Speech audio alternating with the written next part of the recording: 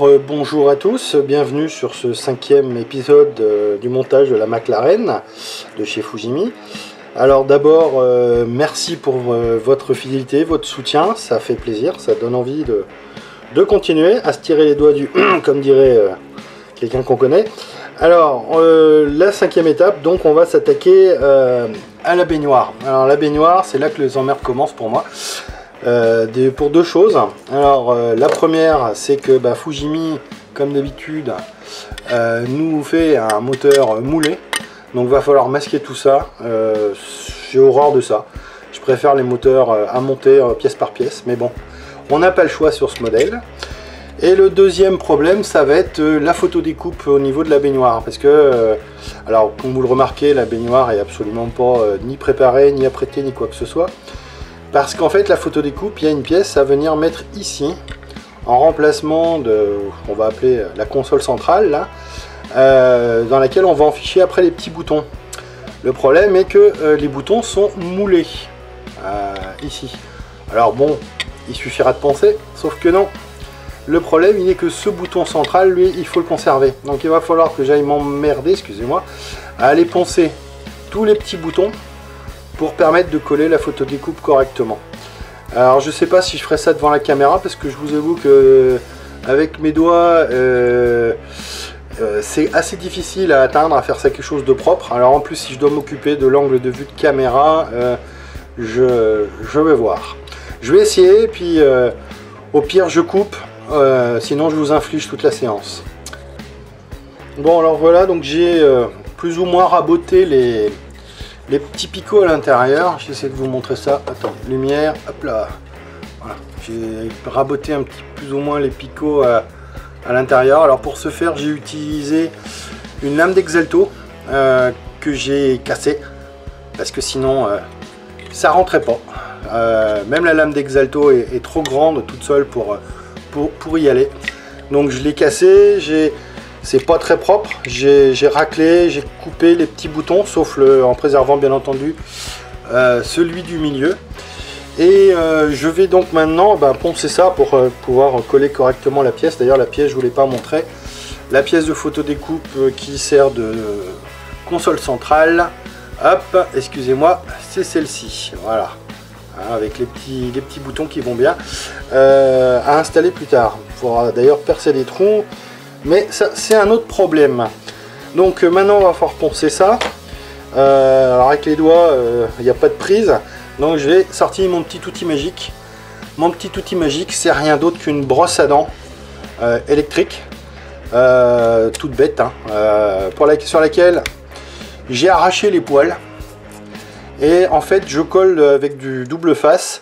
Je mets de la mousse, je colle une petite, comment dire, du papier à poncer. Et avec un emporte-pièce, j'enlève des ronds. Et ça permet de poncer et ça prend pas trop de place. Donc on va essayer de faire ça. Je vais remettre un peu plus la lumière vers le bas. Et on va essayer. Alors là, je crois que c'est du grain. C'est du 400 ou du 600 que j'ai mis.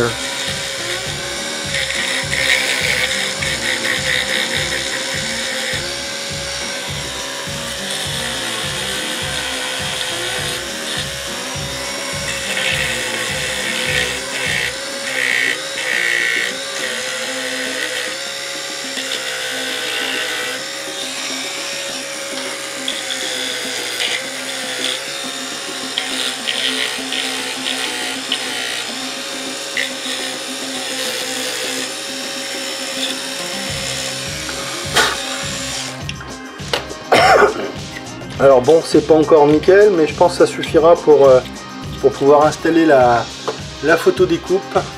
Voilà.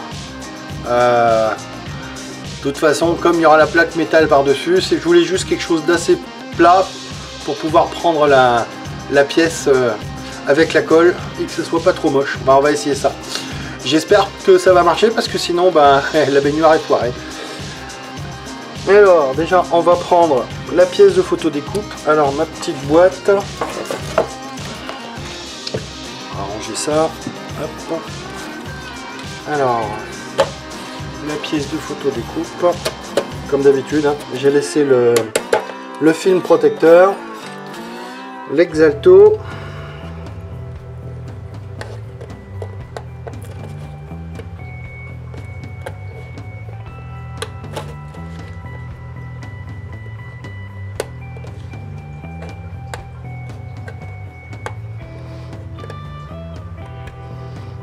il doit rester un petit bout de film ici.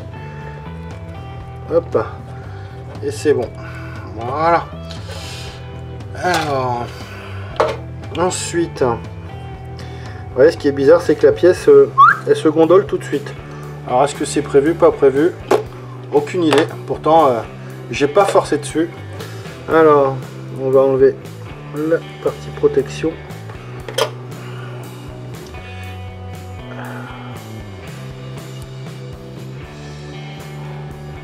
Voilà. La pince à photo découpe.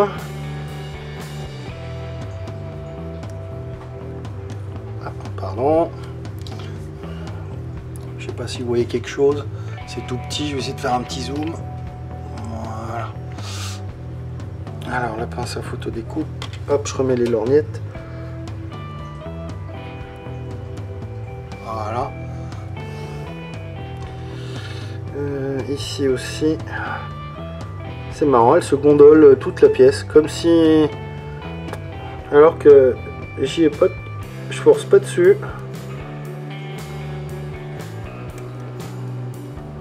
Voilà, ça nécessiterait un petit coup de ponçage, non? Ouais, non, c'est bon, c'est récupéré. Alors... Ici...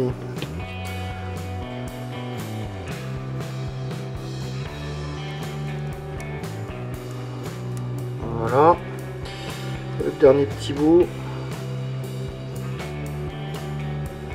C'est ici. Voilà. Alors, on va voir comment que ça se met cet engin. Alors c'est censé... Alors, se mettre... Déjà, est-ce que le... Ouais. Voilà, l'avantage c'est qu'avec le bouton central, on garde un point d'appui. Après cette pièce sera pliée là. Et voilà. Donc ça va être un peu chaud à montrer en vidéo à mon avis le collage parce que va falloir appuyer dessus de manière assez conséquente. Mais voilà ce que ça devrait donner une fois collé. Une fois collé, j'essaierai de plier, ou alors pendant le collage de plier le collet bien en place. Et si c'est correct, eh ben, on fera les petits trous. Alors bien entendu, avant de mettre la pièce, j'ai mesuré les petits trous, hein, ils font 0,50 mm de diamètre. Donc j'ai la fraise qui va bien. Et on va essayer de faire ça, comme ça on pourra commencer à mettre l'après après en deuxième intention. Bon, je pense que je vais faire ça hors caméra pour... je suis désolé, mais là j'ai pas envie de foirer mon coup. Allez, à plus tard. Alors voilà, la pièce a été collée. Je vous fais un petit zoom. Bon, je suis pas trop mécontent de moi. C'est pas trop mal centré. Donc il va rester à faire les petits trous. Donc je vais préparer le matériel et puis on se retrouve pour la suite. Mais bon, ça rajoute un petit peu de réalisme. Bon, après tout ça sera pas bien entendu, mais bon, bah, on se retrouve incessamment sous peu. Donc on va percer les petits trous. Alors bon, je vous avoue, j'ai déjà commencé un petit peu. Alors pour percer les petits trous, ben, j'utilise cet outil, un porte-membrin. Alors là, vous voyez, c'est du petit chez petit. Hein. Ça, c'est un forêt de 0,5. J'ai dit un porte-membrin. Un mandrin porte-forêt, pardon. C'est du 0,5 mm. Alors, ça vient d'un... Je pose ça là. Ça vient d'une petite boîte, comme ça. On trouve ça facilement chez les revendeurs maquettes. Je crois que ça doit venir de chez Oops. Et ça va de 0,3 mm, 0,35, 0,40, etc. jusqu'à 1,6 mm. C'est quand même super pratique quand on a des petits trous à faire pour poser des antennes, de la photo découpe en l'occurrence. Donc hop, attention parce que si jamais ça tombe, ça se mélange et on connaît plus les tailles. Hein. Donc j'y fais quand même très attention. Donc alors, donc c'est mis sur un porte-mandrin, on va viser, je mets les loupiottes, on va viser, peut-être un petit zoom. Hop, alors j'ai sectionné le trou du milieu, ici, voilà, et alors petite pression mais pas trop forte parce que sinon, allez, je vais essayer de vous montrer là, Petite pression pas trop forte parce que sinon on va péter le forêt qui est quand même tout petit hein, et donc très fragile. Voilà, on y va tranquillement. Alors le souci c'est que sur ce modèle de chez Fujimi, il y a des renforts en plastique partout. Enfin en tout cas derrière, et c'est pas sûr qu'on arrive à traverser complètement. Alors faut voir si on est à une profondeur suffisante. J'y vais doucement. Alors, tac. Bon là j'ai pas percé énorme.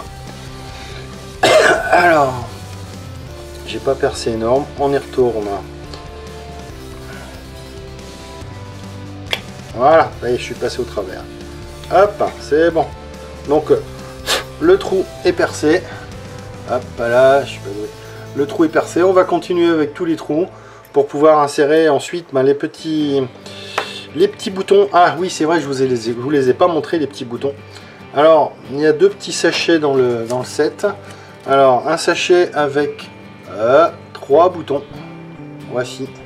Attendez, je vais essayer de vous montrer quelque chose pour voir l'échelle. Une taille connue. Hop. Voilà, une pince crocodile de chez Tamiya. Ça, vous verrez l'échelle des petits boutons. Alors, ils sont ici. Voilà. Vous voyez, les petits boutons, ils sont ridiculement petits. Hein. Et ça, c'est les grands modèles. Hein, les 3, c'est les grands modèles.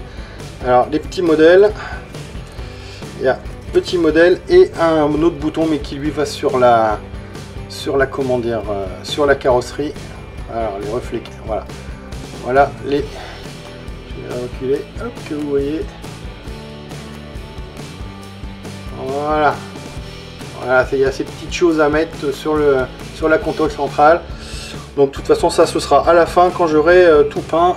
Mais il faut préparer les trous à l'avance parce que sinon, avec la peinture, ça va être le bordel. On va rayer tout.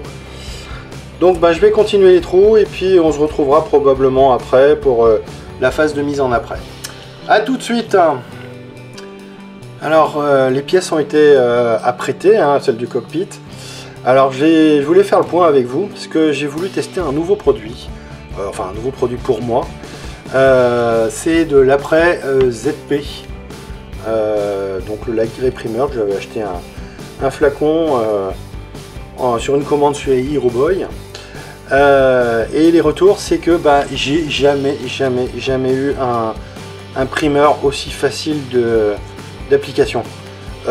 Ça met loin derrière les Tamiya, Valero et autres produits que j'ai utilisés jusqu'à présent. Bon, après il faut voir dans les suites, mais pour l'instant c'est que du bon. Je vous montre la baignoire. C'est parfaitement comment dire, lisse, uniforme.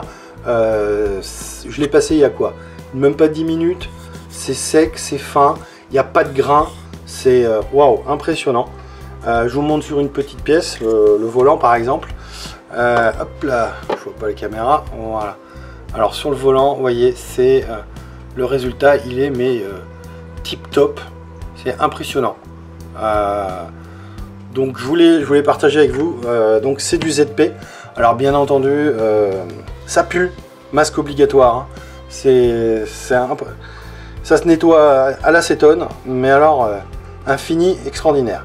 Alors après, j'ai pas encore testé les Gravity. Les Gravity que je dois avoir quelque part par là, si je les trouve. Voilà. J'ai pas encore testé le Gravity. J'en ai. Mais bon, c'est quand même meilleur marché, je trouve, pour l'instant. Alors après, il faut que je vois Gravity, la qualité. Bon, si la qualité, comme pour les peintures de l'après, est aussi bonne que celle de la ZP, la différence, c'est que ça doit valoir 4 ou 5 euros le flacon de 30 ml. Ça vaut 20 euros le flacon de 250 ml. Donc on n'est pas dans les mêmes tarifs. Donc franchement, pour l'instant, ça, super achat. Ça, je testerai prochaine fois que je fais une maquette avec comment dire, une carrosserie que je vais peindre à la Gravity, j'utiliserai celui-là. Carrosserie ZP, j'utiliserai celui-là. Mais je testerai, je vous tiendrai au courant à ce moment-là. Mais pour l'instant, ça, 20 sur 20. Allez, on se retrouve pour la suite. Alors la suite, c'est directement la baignoire quasiment terminée. Hein. J'ai par inadvertance effacé les vidéos de montage. En même temps, c'était un peu la galère. Ça a été la galère pour mettre les petits boutons. Hein. Ça vole dans tous les sens ces engins. Alors je suis pas très satisfait du résultat. Mais bon, de toute façon, une fois tout monté, ça se verra quasiment plus. Pour ainsi dire, pas du tout même. Ben voilà, donc ça va mettre fin à cette vidéo. Malheureusement, ben, vous aurez raté une partie du montage. Donc je tenais à vous remercier pour votre soutien. Franchement, ça fait plaisir. Là, les abonnés montent de plus en plus. Merci Fabio hein, pour ton petit coup de pub. Donc on va se retrouver pour la suite, pour le moteur et la fin de la baignoire. Avant une fin assez prochaine pour ce montage. Qui pour l'instant, je vous l'avoue, me plaît pas des masses. C'est pas le meilleur que j'ai fait. Et c'est probablement, comment dire, pas une bonne expérience. Bon, je suis pas très fan des kits Fujimi, mais je commence à savoir pourquoi. Bon, et ben on se retrouve plus tard. Encore merci et à très bientôt. Alors, si, je vais probablement faire un peu comme Fabio. Je vais me lancer peut-être dans plusieurs montages. Donc probablement aussi rapidement des vidéos de unboxing pour vous présenter les différents montages qui vont suivre sur cette chaîne. Allez, ciao!